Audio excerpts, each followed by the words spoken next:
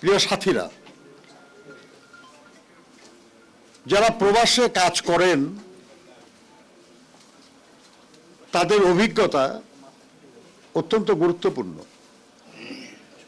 তারা যে অর্থ সঞ্চয় করে নিয়ে আসেন এটা অনেক কষ্টলভ্য। আমাদের দেশের মতো ফাঁকি দেওয়ার সুযোগ বিদেশে কম। মরুভূমির প্রচণ্ড গরম কিংবা প্রচণ্ড ঠান্ডা কিংবা মালয়েশিয়ার জঙ্গলে কাজ করে যারা কিছু টাকা নিয়ে দেশে আসেন, তারা যদি সেই টাকা তাদের ভবিষ্যৎ কল্যাণের জন্য যদি কাজে লাগাতে না পারেন, তাহলে কিছুদিন পরে এই টাকাটা শেষ হয়ে যাবে এবং আমাদের এই প্রবাসী প্রত্যাগত প্রবাসী তারা নিঃস্ব হয়ে যাবেন। আমি আশা করব যে প্রবাসী প্রত্যাগত শ্রমিক দল তারা প্রবাস থেকে প্রত্যাগত প্রত্যেকটা শ্রমজীবী মানুষের স্থায়ী কল্যাণের জন্য কিছু পরিকল্পনা প্রণয়ন করবেন। দেশের আইন, দেশের প্রচলিত ব্যবস্থা, দেশে বিভিন্ন প্রতিষ্ঠানের যেসব সুযোগ আছেই অলরেডি, তার আলোকে তারা কিছু পরিকল্পনা করবেন। এমনকি তারা এই প্রস্তাবও করতে পারেন যে বিদ্যমান আইন বা বিদ্যমান বিধান বা বিদ্যমান ব্যবস্থার কিভাবে উন্নয়ন করা যায় যাতে প্রত্যাগত প্রবাসীরা উপকৃত হয়। আমি বিশ্বাস করি যে এই ব্যাপারে যথেষ্ট সুযোগ আছে, কিন্তু এই ব্যাপারে আন্তরিকভাবে কাজ করতে হবে। আমাদের আরো অনেক সংগঠন আছে যেগুলো প্রচারণাই মূল উদ্দেশ্য। আমি অনুরোধ করব যে প্রবাস প্রত্যাগত শ্রমিক দলে যারা আছেন তারা প্রচারণা না, তারা যথার্থই প্রত্যাগত প্রবাসীদের বা প্রবাস প্রত্যাগত যাই বলুন, তাদের প্রকৃত কল্যাণের জন্য কাজ করবেন। তাদের এমন কোনো পরিকল্পনা নেওয়ার কোনো প্রয়োজন নেই যেটা সঠিক কিন্তু বাস্তবায়নের জন্য এখন সামর্থ্য নাই।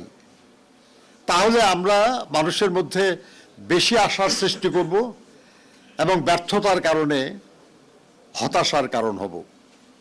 প্রয়োজন নাই। আপনাদের সাধ্যের মধ্যে আপনারা যা কল্যাণময় কাজ করতে পারবেন আপনারা সেটারই চেষ্টা করবেন, সেটাই বলবেন এবং চেষ্টা করবেন আপনাদের সামর্থ্য বাড়ানোর, যাতে ভবিষ্যতে আপনারা আরো ভালো আরো বড় কাজ করতে পারেন। আমি বিশ্বাস করি যে আগামী দিনে যারাই এই রাষ্ট্র পরিচালনার দায়িত্বে আসবে তারাই এই প্রবাস প্রত্যাগত শ্রমজীবী মানুষের জন্য আরো কার্যকর উদ্যোগ নেবেন, প্রয়োজনে আইন বিধি পরিবর্তন করে তাদের মর্যাদার জীবন যাপনে সহযোগিতা করার ব্যবস্থা নেবেন। যারা বাইরে কাজ করে এসেছেন তাদের যে অভিজ্ঞতা, তাদের যে সীমিত সম্পদ, এই দিয়ে তারা যেন দেশের কল্যাণে, দেশের উন্নয়নে অবদান রাখতে পারেন, এই সুযোগ তাদেরকে যাতে দেওয়া হয়, সেটার জন্য আপনারা এখন থেকেই কিছু পরিকল্পনা নিন, কিছু প্রস্তাবনা তৈরি করুন, যাতে করে যারাই দায়িত্বে আসবে তাদেরকে আপনারা বলতে পারেন যে আমরা চাই যে প্রবাস প্রত্যাগত শ্রমজীবী মানুষের জন্য রাষ্ট্র এই কাজ করুক। এইসব যদি না করতে পারেন তাহলে এই ধরনের সংগঠন বানার কোনো দরকার নাই। সবাই প্রবাসীদের জন্য কথা বলে, আপনারাও আর 10 জনের মতো শুধু কথাই বলবেন, তাহলে সংগঠনের কোনো প্রয়োজন নাই। আমি অনুরোধ করব যে এখন থেকে 1 বছর 2 বছর 3 বছর পরে মানুষ বলবে যে এই একটা সংগঠন, যে সংগঠন প্রত্যাগত বা প্রবাস প্রত্যাগত শ্রমজীবী মানুষের জন্য আসলেই কিছু ভালো কাজ করছে এবং এই সংগঠনটাকে সহযোগিতা করা দরকার, সমর্থন দেওয়া দরকার।